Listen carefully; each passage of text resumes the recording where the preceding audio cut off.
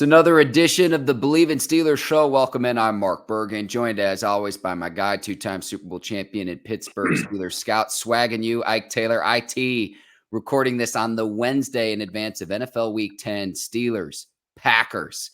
And I hope this morning I am not a pebble in your shoe, Ike Taylor. No, you're definitely not a pebble in my shoe, as Coach T would say. But good morning, Mark. Ike, good to see you. And right from the jump, we'll get into Mike Tomlin. He was on one yesterday, Ike, and I could tell a little bit frustrated, but the Steelers stand at 5-3. A lot of questions, a lot of social media antics with George Pickens and everything too. Writers need things to write about. Media members need things to cover. At the same time, you can understand the young player's frustration. We know what he can do on the field. Like Mike Tomlin says, he wants players that want the football. At the same time, too, though, you always tell me, listen to what the players say. Immediately after the game against the Titans, reporter asked Kenny Pickett what happened. Because remember, Pickens almost had that touchdown pass. And he says, look, they were double teaming Pickens. And that allowed Deontay Johnson to get open. Tomlin addresses it on Tuesday saying, hey, we're a collective. He wants players to want the ball. For what the Steelers are trying to do big picture, Ike, I don't see this as a big a deal, but again, it's just channeling that energy in the right way with George Pickens. But you have a lot more experience with this than I do. I'll turn things over to you. Yeah, so I think what the fuss is about from fans and people looking at it from afar is just give me a better body language. GP. That's all. Every game not going to be a 6-catch, 110-yard game for you, especially with opposing teams knowing what you can do with less catches and how big of a factor you can be in the game. So that's what it is. GP just got to understand, just my personal opinion, like, bro, them third downs, them crucial situations, you're going to get doubled. But that allows somebody else to be open. So from a fan standpoint, just go ahead and celebrate, be happy for your boy. You know, Deontay haven't called a touchdown since what, 2021? Yeah, since week 17 of the 2021 season, Ike. Yeah, so just show me some enthusiasm, the same way you want from your teammates when you're scoring, when you make all them acrobatic catches. Show me some enthusiasm when your teammate score when he get in the paint. That's all. But you know, them great ones, I'm telling you, I've been around a few great receivers, especially dealing in Pittsburgh. But they want the ball all the time because they feel like they want to be the reason why you're so successful. Excuse me. Bless you, Ike. Yeah, and it's exactly like Tomlin was saying yesterday. So Deontay Johnson got into the end zone. He had a very good game against Tennessee. You also ran for a season high 166 yards with Jaylen Warren and Najee Harris. So if you're going up against lighter boxes, given the attention that you garner, you can then kind of do more of a pick your poison. Yeah, I mean, also on a crossing route, if Kenny would have just put some touch on that, Agreed. GP probably still would have been running. And it's another time that I think KP kind of overthrew him, but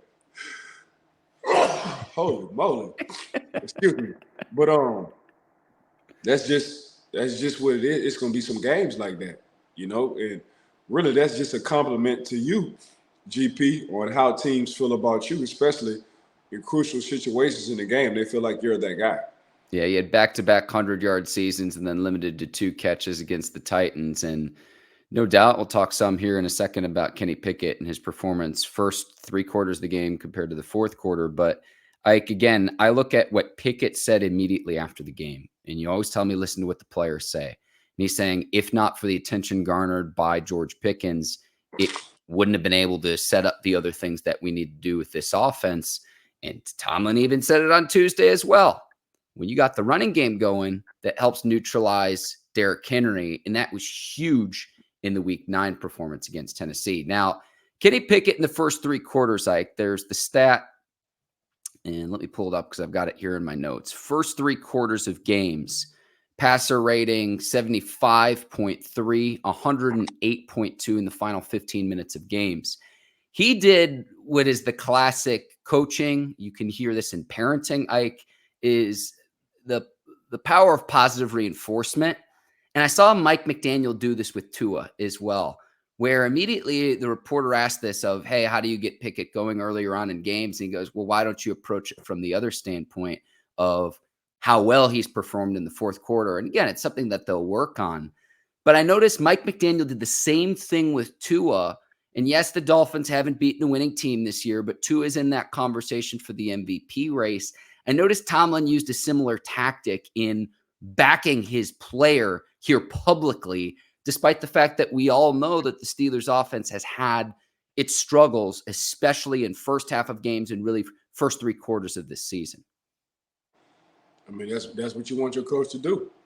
You know, I feel a little bit better. My confidence is better. I know my coach with me, regardless on what's going on, regardless on what the outside world is saying. Like, you don't want a coach who's going to double talk. So Coach T always talking about, man, don't listen to what I tell my players, don't listen to anything outside this locker room has to say. And he's actually showing, he's walking his talk. Like, he's not listening to what we're saying, but he's still backing up his players. So, and I said this, we talked about this on the show too as well. Like, man, I'd rather have KP all day in the fourth quarter because I know he's gonna come up clutch when it's time to come up clutch. I'd rather not have a quarterback in the first three quarters who play hot the first three quarters and then they flame out. So when you got a coach who understand really games are won how we look at it in the fourth quarter, especially when the games are tight, and you got a quarterback that just goes ice cold and he wants the ball and he make all the throws that needs to be made in the fourth quarter, and that's KP. So, like I said, man, just give me that's that Tom Brady Michigan effect. If anybody knows Tom Brady when he was coming in for the closing games in Michigan, he didn't start at Michigan, but when they needed to play, when they needed to drive, you call on TB. So that I look at KP the same way. Like, and I just think Matt Canada being on that sideline is really going to help KP throughout the course of the game. Yeah, and he'll remain there for this one in Week 10 against the Packers. That was confirmed yesterday by Tomlin during his media availability on Tuesday. And what do we call Kenny Pickett at this point? So people watching this, listening to this, I've heard fourth quarter Kenny, I've heard clutch Kenny, I've heard cardiac Kenny.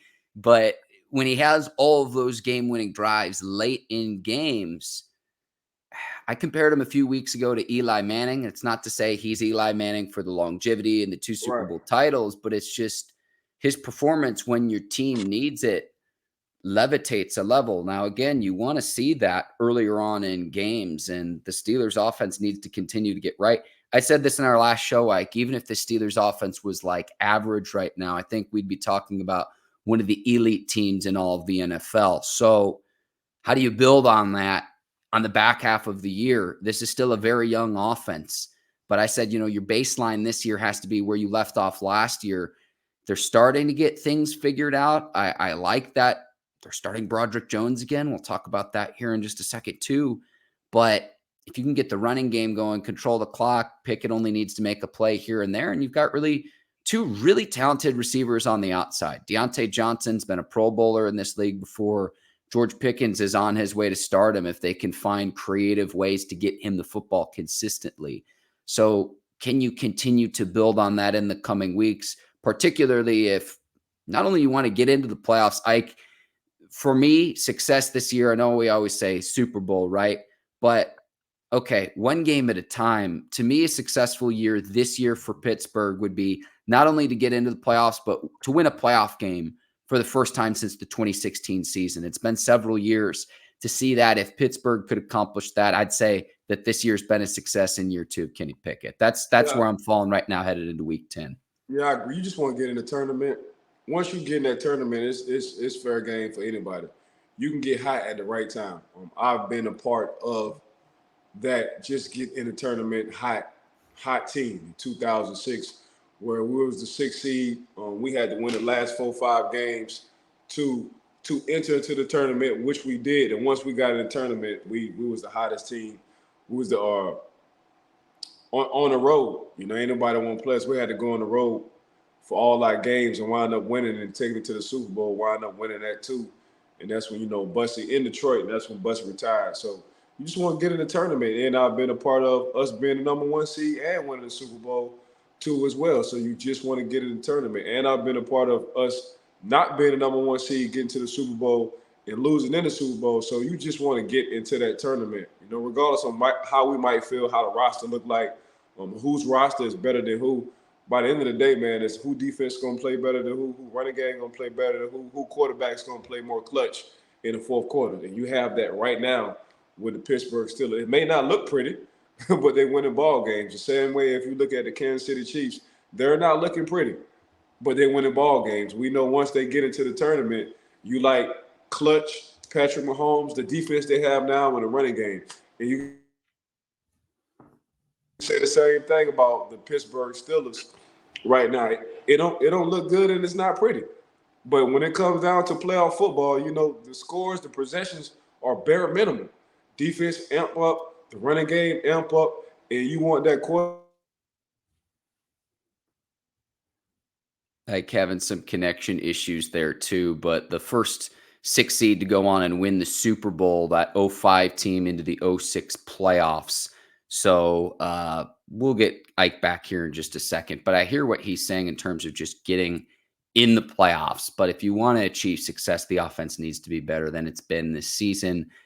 Getting Matt Canada onto the sideline, it wasn't perfect against Tennessee, but they go down and score on the very first drive of the game. They're able to control the line of scrimmage and not get manhandled with time of possession. There's been one game in the Steelers' 8 so far this season to where they've won time of possession. So you want to win time of possession. Okay, why is that important? The reason that that's important is because it keeps your defense off the field. And so when we saw that against Tennessee, where Steelers lost time of possession, it was only by 1 minute, Ike. The Steelers had the ball for 29 minutes. Titans had it for 31. Keeping Derrick Henry off the field was so important. And so the offense isn't perfect right now, but can you build it to the point to where when you get into the playoffs, you can go on a run? Potentially that's what you're trying to build towards. I don't think the Steelers are there right now, but by the end of the season, we could be talking about something different. Having Matt Canada on the sideline again, they've struggled in first quarters this season. There's no doubt about that. Going into last week, they had 7 offensive points. They score on the very first drive of the game. Can you continue to have sustained success? And especially when points have been a premium too. Chris Boswell's had a terrific season. I don't think he's missed a kick this year for Pittsburgh. So he's been very reliable in what's been a great redemption season, where last year he had an injury, but you need to continue to progress offensively. And I just hope with Matt Canada on the sidelines, that can help with Kenny Pickett in year 2 as well. And it looks like we've got you back. Yeah, I agree with you. For me, Kenny going to be Kenny in that fourth quarter. That's Mr. Clutch. Spell it out with a K. Matt Canada on the sideline, if he continues to start off hot and able to sit down and talk to Kenny throughout the games, I think that's going to be clutch as well. But, just getting back to what we were talking about with the playoff, being a playoff team, you don't want to be a playoff team right now. You want to be hot going into the playoffs. So right now, it's set up in my mind exactly where you want to be if you're a Pittsburgh Steeler. With your record, where you stand in your division. Also, not being so hot right now. So you just want to hit the ground running towards the last 4 games going into the playoffs. So I think Pittsburgh is in a prime position, not only roster wise, but on the momentum they need to build on going into the second half of the season. Like 2 rookies, Broderick Jones, Joey Porter Jr. listed as starters now for the Steelers. You say listen to the players. So I was listening to Mike Tomlin yesterday, and one of the reporters asked him if Chooks Okorafor speaking out had anything to do with benching him, and he said yes, and then they moved on. So I listen sometimes. It's like, there's probably more there. I get that he has to keep some things close to the vest. But excited to see Broderick Jones in what will be his 3rd start, his 2nd at the right tackle position. And I hope that, it's going to be similar to a week ago where, Derrick Henry, how do you neutralize him? Packers have a good duo in both A.J. Dillon and Aaron Jones. It's going to be very similar to where when the Steelers run the ball to the right side, can they get a 5-yard gain like they did on the very first play against Tennessee? Broderick Jones will get his opportunity again against Green Bay come Sunday. I mean, you got rookies making impacts. Boy, that's a hell of a front office. You know, you got you got Broderick Jones coming in starting. Uh, as Coach T would say, he's the spark, especially for the offensive lineman. You got a young, athletic, aggressive offensive lineman who wants to be on the field, and he's proven that he should be on the field. Just look at that first drive, and from that point on, with the offensive line for the Pittsburgh Steelers. Then you got a Joey Porter who asked throughout the week, can he guard the team's best opposing wide receiver in DeAndre Hopkins? And you know what? Pittsburgh haven't seen that since Ike Taylor. You know, it's and Yes. he's just so happened to be Yes. a rookie. So coach said he agreed. And you can catch DeAndre Hopkins on third downs. And he was handling his business once he settled down on third downs. And the coaching staff said, you know what? Just follow him wherever he go, because you're doing a heck of a job. So when you want two rookies who want to be on the field, but they've proven throughout the course of the season, you just can't give them kind of matchups from jump, because you just want them to build confidence, finally settle down and see what the NFL regular season game feels and looks like, and them two settle down. And then after that you got Herbert coming off the edge when Highsmith and when TJ Watt need a breather, you won't hesitate at all to put the young rookie in there. And then you got a man child at the tight end position in Darnell Washington. Whenever you need a block or a specific catch, or you need somebody to chip whoever, you know he's going to do that anyway. So it's just this young rookie class, to be honest with you, just overall in general. Even though Broderick and Joey Porter are starting, which we kind of assumed throughout the course of the year they would, but if you just look at this whole rookie class between Darnell, Broderick, Joey, and Herbert getting on the field and having impact on the field, that's a heck of a front office, dog. Yeah. Darnell Washington, 2 catches, 2 first downs. Correlation there. Mike Tomlin on Tuesday brought something up interesting, and I think there's more to this. I'd need to watch some more tape, Mike. But he was talking about Joey Porter Jr. guarding DeAndre Hopkins and the matchup that presented, and what he noticed on tape in terms of the Titans running away from Hopkins when they ran the ball, and then them running screen passes opposite Hopkins when they ran screens.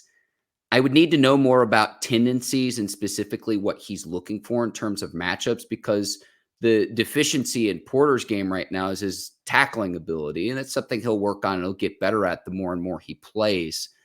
But there was something more to that, Ike. And I try to notice these types of things for our listeners and viewers on the show that watch Steelers football week in and week out, that things that they can pick up on. There's something there. And I get Mike Tomlin can't explain all of that publicly, but it was clear to me, even on a shortened week, they scouted something with Tennessee to say, hey, we're going to put the rookie up against a receiver who the week before had scored 3 touchdowns. No, Joey asked for that.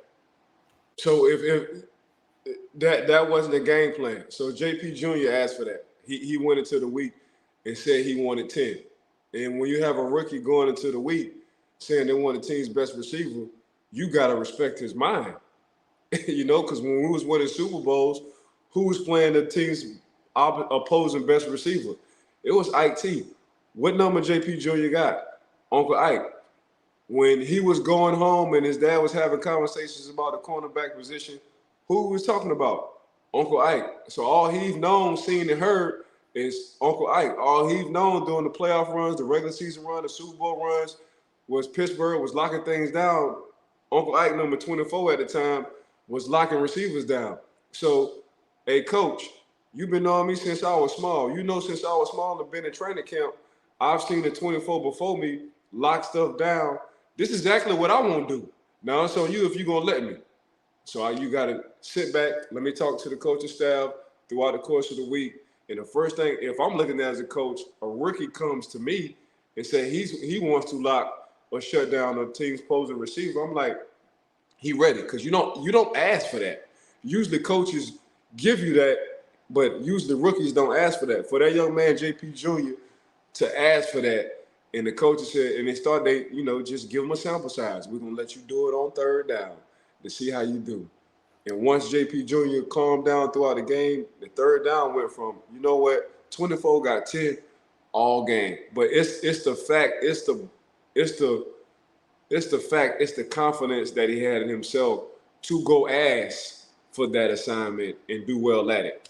What goes into the mindset of that, Ike? I want to be the best. Like if I call myself a shutdown corner, why I'm not playing the team's best receiver? Why I'm not covering the team's best receiver? You know, and that means traveling, and that's exactly what JP Jr. did. It's a difference when you can just shut down one side. There's a lot of corners in the league who can just shut down the side.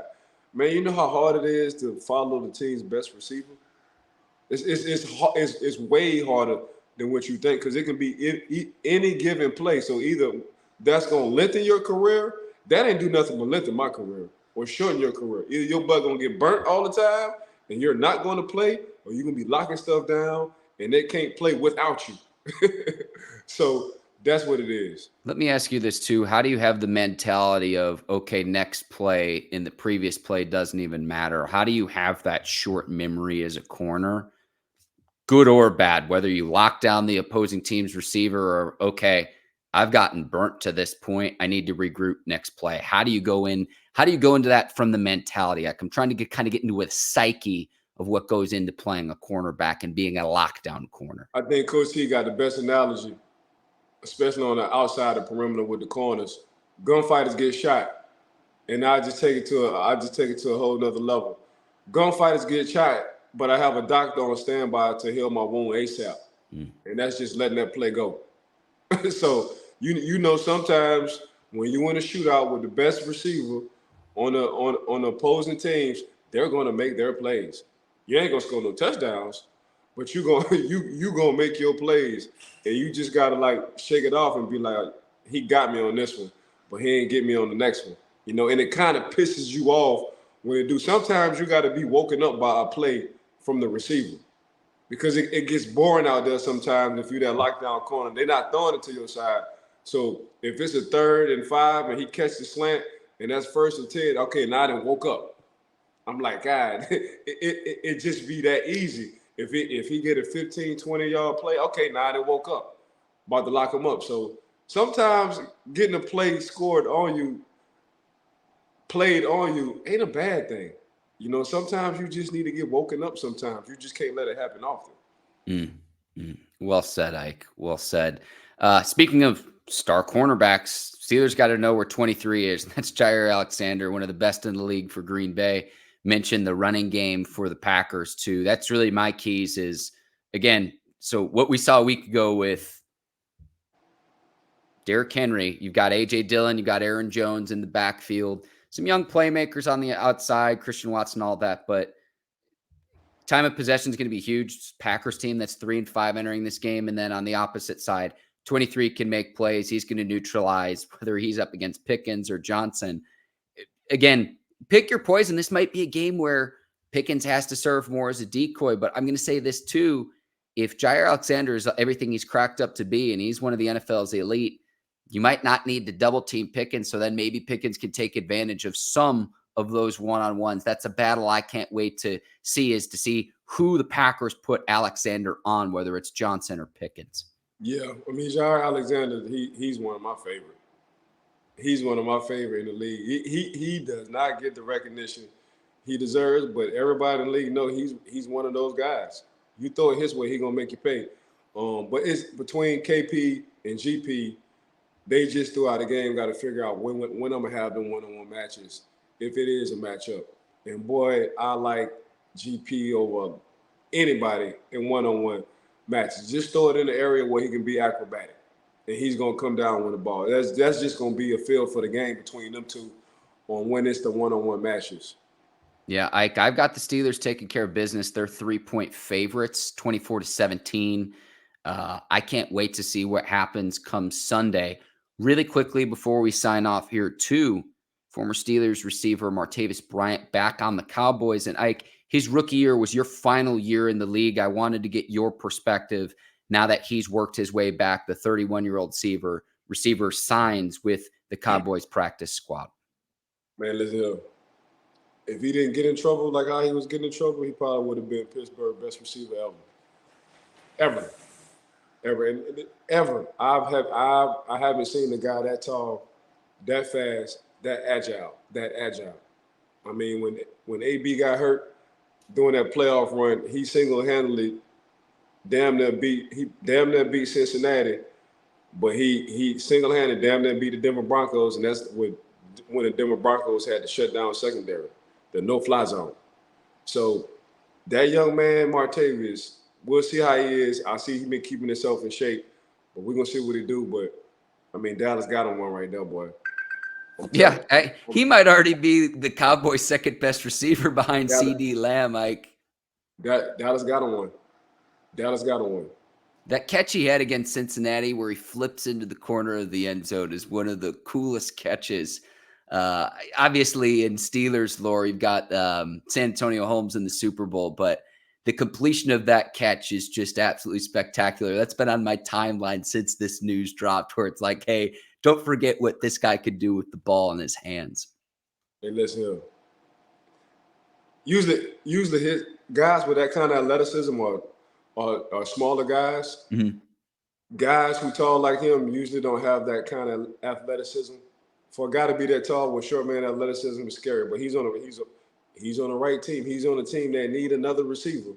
And whenever he gets on the road, I don't know when, because he's gonna get on the road.